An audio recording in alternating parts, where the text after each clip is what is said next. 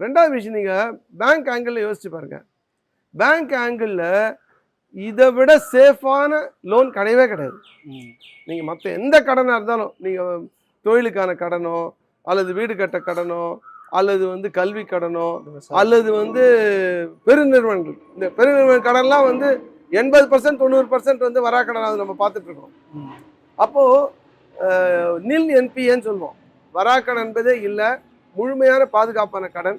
அப்போ இந்த கடனுக்கு அதிகபட்சமாக 10%, 9% தான் வட்டி வாங்கணும். ஆர்பிஐ ரூல்ஸ் படி 9% தான் வட்டி வாங்குறாங்க. இல்லை சில தேவைகளுக்கு இன்கம் ஜெனரேஷன்னா ஒரு 10%, 11% வாங்குறாங்க. உங்களுக்கு 85% கொடுத்தா வருஷம் நீங்கள் ரெனியூ பண்ணி ஆகணும். மேக்ஸிமம் என்ன வாங்க போகிறீங்க? ஒரு லட்ச ரூபா கொடுக்குறாரு, இந்த நகை வைக்கிறாரு, 85,000 கொடுக்குறாங்க. 8,500 இல்லை 9,000 கடன் வட்டி எல்லாம் சேர்ந்தா கூட 1 லட்சத்துக்கு கீழே தானே வருது. சாதாரண தாராளமாக 85% கொடுத்துட்டு போகலாமே. அது எதுக்கு நீங்கள் 70% குறைக்கிறீங்க?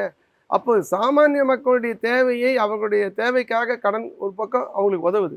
இன்னொரு பக்கம் ரிசர்வ் பேங்க் அதாவது வங்கிகள் தங்களுக்கு லாபம் ஈட்டக்கூடிய துறையா நகை கடன் இருக்கு. அப்போ அதுல எதுக்கு ரிசர்வ் பேங்க் தலையிடுது? அந்த 85% கொடுக்க வேண்டும் என்பதுதான் ஒரு நியாயமான ஒரு கோரிக்கையா இருக்கு.